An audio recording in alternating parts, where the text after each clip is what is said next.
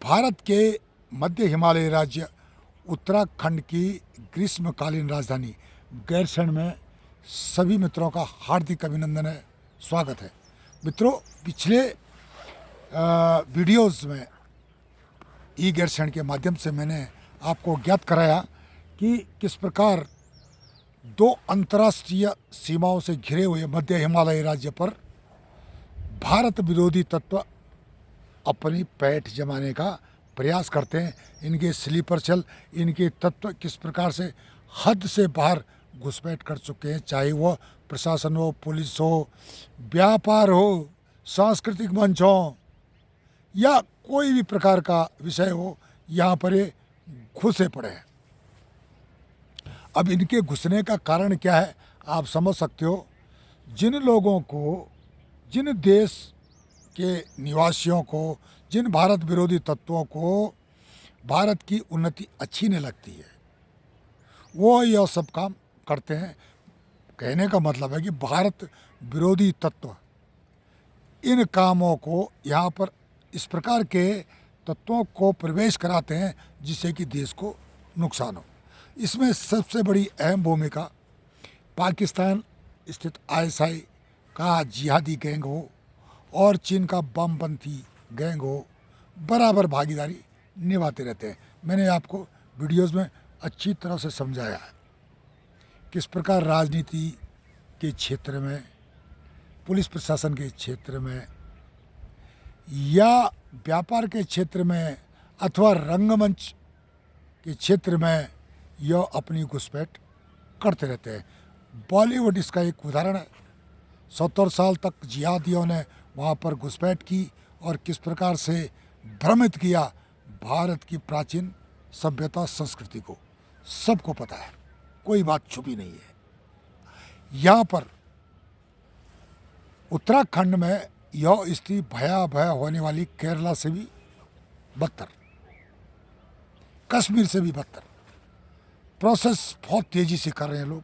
ये जो एलिमेंट है इसमें काम कर रहे हैं। खैर, यहाँ पर जिस प्रकार से पिछले वीडियोस के माध्यम से इन अराजनीतिक, देशद्रोही, असामाजिक तत्वों का बोलबाला इस राज्य में बढ़ा है, उस पर हमें कुछ ना कुछ तो एक्शन करना ही पड़ेगा।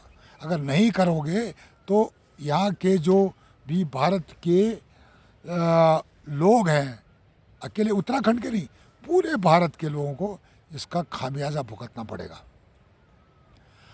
अब पंजवार को, निज्जर को, शाहिद लतीफ़ को अथवा अनेकानेक खालिस्तान कमांडो फोर्स के खालिस्तानी आतंकवादियों को या लश्कर तोयबा, हिजबुल मुजाहिदीन इत्यादि आतंकवादी संगठनों को जिस प्रकार से अज्ञात लोग ठोकते हैं, उन पर आप आर्टिकल पढ़ते रहते हो। कई वर्षों से 22-23 से तो ये चल ही रहा है। लगातार इनकी जो है अज्ञात लोग हत्याएं कर रहे हैं और पाकिस्तान, कनाडा इत्यादि बिल बनाए हुए हैं। आजकल तो पाकिस्तान के मीडिया में इस पर बहुत बड़ी चर्चा चल रही है। मैं कल से यही सुन रहा था कि पाकिस्तान के जो बुद्धिजीवी, नापाक हरकतों वाले मीडिया के जो तत्व हैं, किस प्रकार इस पर बौखलाए हुए थे। उससे पहले सुदूर पश्चिम का जो गार्डियन एक न्यूज़पेपर है, उसमें तो बहुत ही कुछ लिखा हुआ है। पाकिस्तान के बारे में गार्डियन पेपर है जो इंग्लैंड का, यूके का, उसकी सुर्खियाँ देखने लायक है। रमज़ान के महीने वो और भी आग लगा रहा है। जुम्मे के दिन तो उसने हद कर दी। अब ये है कि इससे भारत के ऊपर कोई ज़्यादा असर नहीं पड़ेगा। हाँ, यह ज़रूर है कुछ कट्टरपंथी इसको और फैलाने की कोशिश करेंगे, इनके प्रोपेगेंडे को। लेकिन ये सच है कि अज्ञात लोग पंजवार, निज्जर, शाहिद लतीफ़ या दूसरे जो आतंकवादी है उनको मार के चले गए। पाकिस्तान में तो 20 को ठोक दिया गया। कौन ठोक के गया पता नहीं।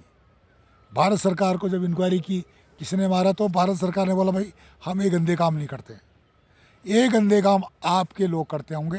भारत बिल्कुल साफ सुथरा देश है, ऐसा काम क्यों करे। हाँ, यह जरूर है कि ये लोग जो है भारत विरोधी रहे हैं, भारत में इन्होंने आतंक फैलाया है, और यहाँ तक कि गार्डन तो हद कर दी है।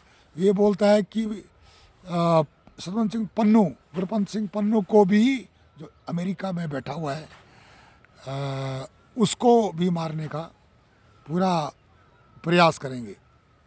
अमेरिका तो बोल ही चुका कि इसको मारने का प्रयास किया है, प्रूफ नहीं किसी के पास नहीं है, कनाडा के पास भी नहीं है। कौन गया मारने, इंडिया से गया या वहीं मार के आ गया उसको, या वहीं मारा, किसी को कुछ पता नहीं है, पर ब्लेम मलबा भारत पर डालना है।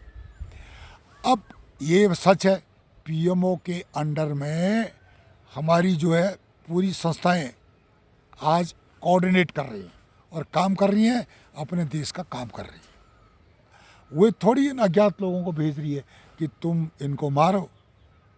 ये तो पाकिस्तान में मार सकता ना, क्योंकि पाकिस्तान को कर्जा चाहिए, लोन मिलने रहा, ग्रे लिस्ट है, वाइट लिस्ट में जाना है। तो एक ही इस पर आरोप लगता है कि ये आतंकवादियों को पालता है, जिसके कारण इसको कर्जा नहीं मिलता है। ये पाकिस्तान में चल रहा है। अब जो मैं उन लोगों को सुना रहा हूँ जो उत्तराखंड में पाकिस्तान के गुण गाते हैं, और कट्टरपंथी जो है कि पाकिस्तान के जो मौलवी कट्टरपंथी वहाँ पर जो ज्ञान देते हैं, उस ज्ञान को यहाँ बांटते हैं। और हमारे हरिद्वार में बैठे बाबा इसको चुपचाप सुनते हैं, भाईचारे का वे भी कभी कभी गुणगान शुरू कर देते हैं। हम भारत के हैं और सर्वधर्म एक जैसे हैं। अगर सर्वधर्म एक जैसे होते तो पार्टिकुलर समुदाय के या विशेष समुदाय के लोग आतंकवादी क्यों होते इतने ज़्यादा दुनिया भर में? भारत में नहीं है, दुनिया भर में इनकी संख्या बहुत अधिक है। आप फ्रांस में चल जाओ, इटली में चले जाओ, सब इनसे दुखी हैं, सब इनको भगा रहे हैं। चीन ने तो हद कर दी, चीन ने तो रमज़ान रोज़ा सब बंद करा दिया, बैन। उसके बाद भी चीन की जय जयकार है पाकिस्तान में। समुद्र से गहरी, हिमालय से ऊंची, शहद से मीठी, क्या यारी है यार, यारी है ईमान मेरा, यार मेरी ज़िंदगी, ये सारा गाना वे लोग गाते हैं। और भारत के कट्टरपंथी जाहिल मूर्ख उनको सुनते हैं, बताते हैं कि रमज़ान के महीने अगर काफिरों को कत्ल किया जाए, काफिरों की बेटियों का बलात्कार किया जाए, काफिरों को गोमांस खिलाया जाए मीट के साथ, तो जन्नत मिलती है। 72 हो रहे हैं, बिल्कुल सलूट मारने आ जाएंगे उसको। ये अनपढ़ दिमाग के कान में ठूंस ठूंस के इन्होंने ये सब कहानी बना दी है। अब कितना सही है कितना गलत है, कुछ राजनीतिक पार्टियां भी इनका सपोर्ट करती हैं। ये इन्होंने कभी ये सपोर्ट नहीं किया, इनमें सुधार किया जाए, इनके दिमाग जो वाश हो रहे हैं, जो वाश करने वालों को वाश किया जाए, ये इन्होंने कोशिश कभी नहीं की, क्योंकि इनको ज़रूरत थी। क्या होता है, पाकिस्तान की सेना भी इनका निशाना बन रही है। कहने का मतलब है, बोया पेड़ बबुल का आम कहाँ से खाए। क्या पाकिस्तान यह सब इसलिए कर रहा है कि वहाँ से आतंकी ख़त्म हो जाए और उनको कर्जा मिल जाए, जो कटोरा भीख का है वो हाथ से छूट जाए, कलंक जितना लगा है मिट जाए। पर ऐसा कभी नहीं हो सकता है, क्योंकि इसके सबूत खुद पाकिस्तान की मीडिया के पास है। पाकिस्तान के बलूचिस्तान में है, सिंध में है, इसके जो है पठानों के साथ क्या व्यवहार किया पाकिस्तान ने, ये सारा है। यही स्लीपर सेल उत्तराखंड में घुसे पड़े हैं, यहाँ का कट्टरपंथीकरण चल रहा है। विशेषकर स्थानीय मुसलमानों को कट्टरपंथ की ओर धकेला जा रहा है, क्या कि कट्टरपंथी बन करके इस 2 अंतर्राष्ट्रीय सीमाओं का वाले राज्य का यह बेड़ा गर्क करें, इसको केरला बनाएं या इसको कश्मीर बनाएं। माफ़ करना, मेरा आज गला थोड़ा ठीक नहीं है, तो मैं विस्तार से बताने में आपको थोड़ा सा मुझे दिक्कत हो रही है।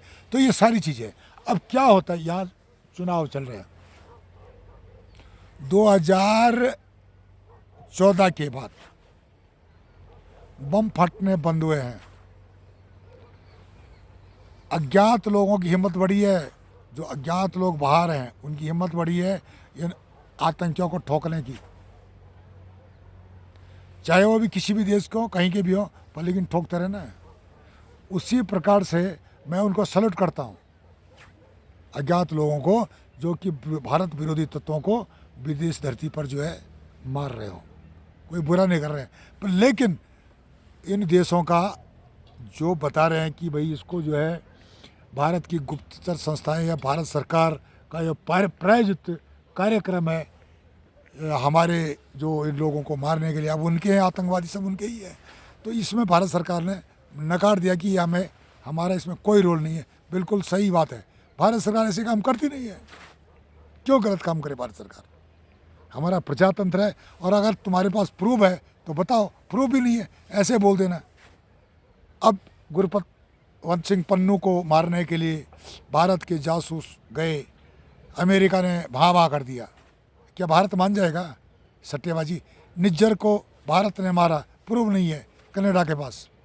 ये सारी चीज़ें, इसका मतलब क्या हुआ है, जो पश्चिमी देश है ये चाहते हैं कि भारत पर जो है ऐसी तहमत तोपत लगाई जाए या आरोप लगाए जाए कि यहाँ पर भारत की सरकार बदनाम हो जाए, यहाँ की एजेंसियाँ बदनाम हो जाएं, और जलन तो है ही अंदर दोस्तों के बीच में भी। जिस प्रकार से भारत ने नमक से चलाने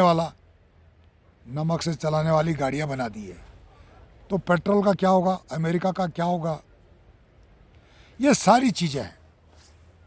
भारत को यूएन में वीटो बोलता तो अमेरिका है, मिलनी चाहिए, पर वो नहीं चाहता है अंदर से। उसी तरह से चीन भी नहीं चाहता है। तो ये सारी चीज़ें जो है भारत समझता है, भारत की विदेश नीति समझती है इन चीज़ों को, और इन पर जो है भारत सरकार काम भी करती है। ये बड़े सोच की बात है, लेकिन छोटे सोच की बात ये है, बता रहे ना अभी इलेक्शन चल रहे हैं, चुनाव चल रहे हैं, तो क्या आप चाहते हो दोबारा आतंकवादी भारत में गुलछरे उड़ाएं, पंजाब में खालिस्तानी तांडव करें, भारत में मुंबई की तरह बम फटे, दाऊद इब्राहिम पैदा हों, अतीक अहमद पैदा हों, अंसारी जैसे पैदा हों? तो इन सब को जो है ठिकाने लगाने के लिए जो सरकार है ना 14 के बाद बनी है, इसकी अहम भूमिका रही है। लोग सुखी से हैं, दंगे नहीं हो रहे हैं, बम नहीं फट रहे हैं, अन्यथा ऐसे जो है बम बहुत सारे फट रहे थे, जिसका कोई ना कोई सॉल्यूशन निकलना था, निकल गया 2014 में। सब चीज़ें जिस प्रकार से चल रही हैं बहुत सही चल रही हैं, और उनको सही चलाने के लिए हर नागरिक का फ़र्ज बनता है। मैं ये नहीं बोलता हूँ कि आप किसको वोट दो मत दो, पर लेकिन आप इसकी समीक्षा करें, विश्लेषण करें कि हमें किसको वोट देना चाहिए। क्या उन लोगों को वोट देने के लिए आप आगे आओगे जिन्होंने कहा कि सर्जिकल स्ट्राइक नकली है? बिल्कुल गलत है। जो पाकिस्तान में गए और उन्होंने कहा कि बीजेपी को हराने के लिए हमारा साथ दो। एक राजनीतिक पार्टी विदेश में जाकर बोलती है कि हमारी मदद करो, इतना खौफ खाई हुई है। बीजेपी को दो, कांग्रेस को दो वोट, पर लेकिन सोच समझ कर दो, क्षेत्रीय दलों को दो, सोच समझ कर दो। छोटे मोटे अपराधों को इशू बना करके और सत्तासीन को जो है बदनाम करना, ये आम बात है। अपराध हर समाज में होते हैं, उनका भी निष्कासन वो होता है, सॉल्यूशन निकलता है और निकाले जाते हैं, सरकारें निकालती हैं। अगर हमारी जुडिशरी ठीक हो ना तो इन समस्याओं का समाधान जल्दी हो जाए। जुडिशरी को किसने बनाया, इस तरह का कॉलेजियम सिस्टम किसने किया? आप उसको भी देखो ना, पूरा इतिहास। इसलिए आप ऐसी सरकार को चुनो कि जो तमाम कानूनों को बदली कर दे। राज्यसभा लोकसभा में जब इस तरह के कानूनों को बदला जाएगा।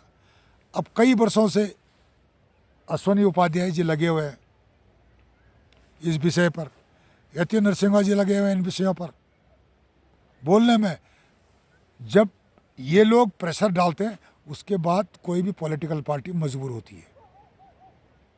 और कांग्रेस को हाशिए पर जाने का कारण यही है कि कांग्रेस ने हमेशा जो है क्या क्या संतुष्टिकरण की राजनीति की है, तुष्टीकरण की राजनीति, कि तुष्टीकरण करके वोट लेना, झूठ बोल के वोट लेना किया है। उत्तराखंड में यहाँ लगा लो उत्तराखंड क्रांति दल था, उसको बर्बाद करने में, जबकि उसमें अच्छे सुलझे हुए नेता थे, उसको बर्बाद करने में दोनों पार्टियां कांग्रेस और बीजेपी का योगदान रहा है, पर लेकिन कांग्रेस ने उसको ज़्यादा बर्बाद किया है।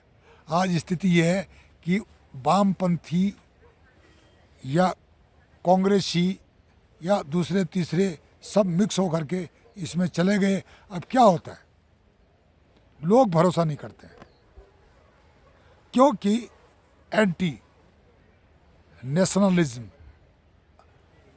राष्ट्रवाद का विरोध करने वाली जो पार्टियां हैं उनका भी विरोध हो रहा है। इसी संदर्भ में हो रहा है कि अब जो सर्वेक्षण आ रहे हैं उत्तराखंड में 5 में से 5 सीटें बीजेपी ले जा रही है। क्यों ले जा रही है? उनके पास स्ट्रांग मुद्दे हैं, राष्ट्रवाद का मुद्दा है। इनके पास ये बोलते हैं हम यूसीसी का विरोध करते, हम आर्टिकल 370 को वापस लाएंगे, सीए गलत है, रोहिंग्या बांग्लादेशियों को नागरिक बनाएंगे, आतंकवादियों से गलती हो जाती है, अपराधियों से जब अपराध होता तो बच्चे हो जाते हैं, नादान हो जाते हैं।